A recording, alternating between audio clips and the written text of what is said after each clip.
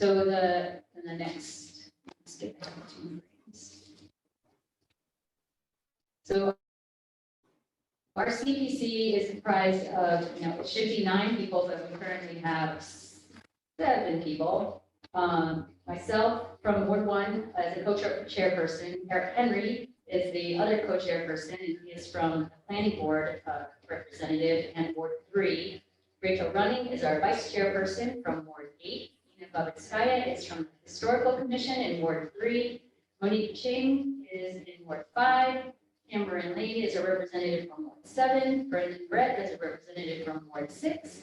And we currently have 2 open seats, one from the Housing Commission and one from the Conservation Commission. So we're trying to get those 2 seats filled very shortly. It's actually the Housing Board and not the Housing Commission. So just to explain a little bit about the 2 terms that we use, the CPA is the Community Preservation Act, and the CPC is the Community Preservation Committee. The Community Preservation Act is the state law, Mass General Law 44B, and enables any city that votes for to adopt it to create a Community Preservation Act fund. So the CPA fund is separate from the city's budget and solely dedicated to improving and preserving areas of the community surrounding affordable housing, open space and recreational land, and historic resources. And Malden's Community Preservation Committee, the CPC, was created when residents voted to adopt the CPA in 2015. The CPC is responsible for managing the CPA fund for Malden. And Malden's CPA fund has 3 sources. There's a small 1% surcharge on property taxes, and then the annual state matches from the Community Preservation Trust Fund. So that varies each year. The last couple of years, we've had a quite significant match from the state. We are probably not going to expect quite as much this next fiscal year, but they've still been considerable, and we'll show you what the matches have been historically later in the presentation. So there's also a potential for municipal additions, but it's not required by the law. It's up to the city, whatever city wants to decide to match or add to the fund. So Malden has not yet decided to add to our fund yet. So Malden's CPA fund history looks a little like this. You can see it's gone up every year since we first started collecting surcharge in 2017. It took Malden a little bit to get going and get formation just to get our ordinance created. So the CPA was adopted in 2015, but we didn't actually start collecting the surcharge until 2017. And you can see over the past, since 2017, we've collected in the fund almost $6.5 million towards projects in the city. And below that first graphic, you can see the state match history. So it's gone up significantly. When we first started in 2018, we were at approximately 17% match. And 2022, we had a record match of 43%. And 2023, it was a little bit less at 38%. We're able to get some pretty good matches from the state CPA fund. So what does Malden CPC do? Our biggest responsibility is to manage the CPA fund distribution. And we'll go through a little bit about how we do that later in the presentation. We develop a community preservation plan and we update it annually based on community outreach. We do a survey, we reach out to different commissions and boards to try to reflect the residents and the city's needs and priorities for our projects as the city evolves. We ensure that the state law criteria for Mass General Law 44B are met with every project via an application review process. We recommend projects that meet all the CPA criteria, which are aligned with the city's needs and priorities, to the mayor and then city council for final project approval. And they also have the power to either reject our recommendation or reduce the funding. They can't decrease the funding. And we also try to educate and assist the community in their submission of applications for projects. So the allowable uses for CPA funds in the 4 different categories are as follows. And this graphic is also included in our plan. But it's basically, we can only use the funds to acquire, create, preserve, or support projects in the 4 different categories, or rehabilitate or restore. And then the next slide is our historic project distribution. You can see we've had quite a few projects come through in the last 6 years.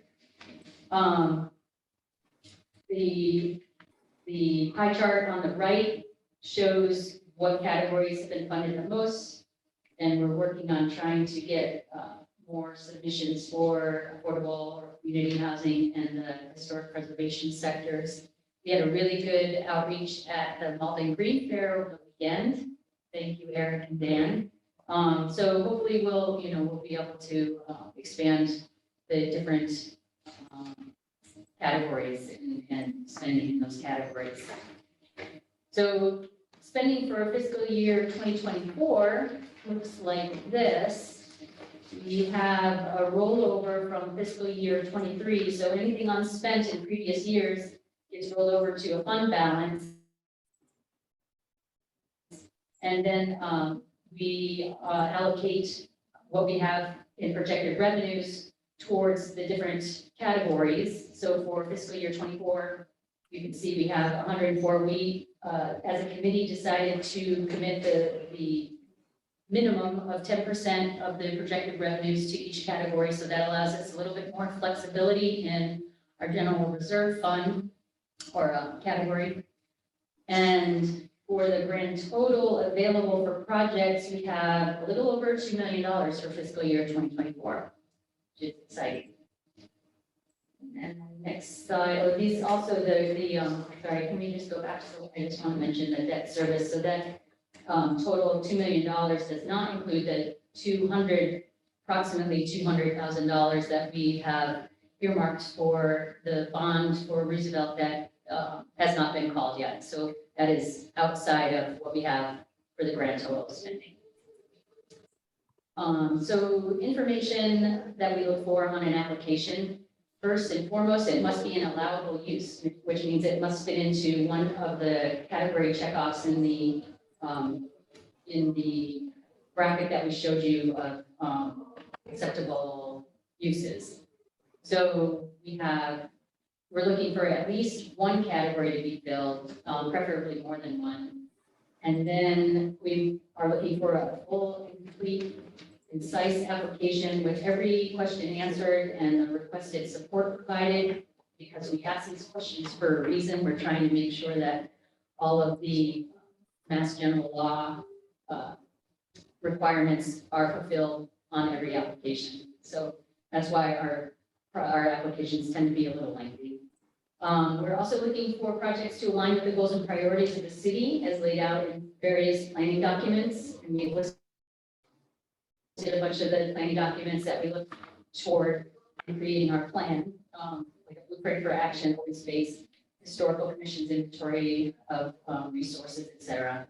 And then we're also looking for projects to leverage funding from other sources. So we don't want CPC to be the only, or CPA fund to be the only source of funding. And then we also want to have the project be supported by the residents, other city departments, commissions, groups, federal and state and city officials. And we're looking for as many benefits to the community as possible. So some of the priorities, some of the other priorities that the CPC looks for are incorporating sustainable practices in design. We want a project to protect and preserve natural resources, address longstanding or urgent needs in the community. We want to clean up the contaminated land in areas. We want to revitalize and reuse existing buildings and structures so there's the least amount of waste as possible. We want any project to serve as a catalyst for bigger change. We'd like them to use renewable energy wherever possible, expanding permeable surfaces to prevent flooding issues, which we have across the city. We'd like to increase trees and vegetation and green overall. And then we're also looking for them to take advantage of time-sensitive opportunities, something like a purchase of land or a building, and to also promote more cooperation with other groups or neighboring municipalities and work as a team with other groups and their funding. So the application process that I mentioned is a little bit lengthy. We have a pre-application, which is mandatory so that we can determine whether the project meets our basic requirements for the Mass General Law. We will, once the project passes the pre-application step, we go to a letter of approval. We'll send a letter to the applicant letting them know that they've met all the requirements in the basic overview of the project. And then we'll ask them to submit a full application so we get more details. And this full application is due in the fall, and we have a schedule in our plan as well. CPC then in the fall will review all the submitted applications, and the applicant may be invited to answer some questions in front of the committee. And once the completed application is reviewed and meets all of the requirements of the state law 44B, and that it aligns with the goals and priorities, we will ask the applicant to a hearing, and we'll get public feedback, residents' feedback, and any application that we decide meets all of the criteria and is worthy of funding, we will recommend to City Council and the mayor, and they will actually vote whether or not to approve the application for funding for the next fiscal year. So it wouldn't be until the next June. Bless you. So the final applications are due in the fall, and then we would have funding if the applicant is approved by the following spring. And then once the project is approved by City Council, we'll send an award letter and a grant agreement, and the funding will begin. So what doesn't the CPC do? This next slide. We do not initiate projects, so only residents, but we have to leave the door open. Sorry, Cameron. Yeah.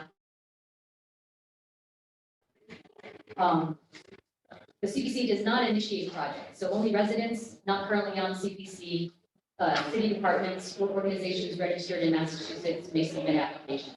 The CPC really needs community participation to make a project happen. We don't hold community meetings outside of a public hearing once we've decided that a project will move forward. So it's up to the applicant to gather support from the community for their project submission. And then we don't act as a contractor. It's up to the applicant to keep the project moving forward. And once we grant the money, it's just basically check-ins that we have with the applicant after that stage. And then for more information, we have a CPC page at cityofmalden.org. We have a page on Facebook, CPC Malden. We have a Twitter account, but I'm not sure it's very active. And you could send an email to either maldencpc@cityofmalden.org or Dan Koff, Koff, Koff, at cityofmalden.org with any questions.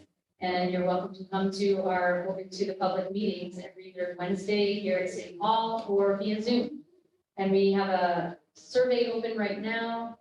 I think it's still open. Did we close it? Okay, it's still open. That we're collecting feedback on for the plan update for this year. So that's it. And we'll open the floor for questions. And we have a guest here in the room with us today. I don't know if we have any questions, Susan. Oh, not right now. Okay. Do we have anybody online yet? We have 2 attendees online. Dora from the library, Jonathan. They have their hands raised. They do not have their hands raised. Okay. But they're welcome to raise their hands if they have questions. Yeah, if you have any questions, raise your hand. If not, a couple seconds. If not, we will close the informational hearing.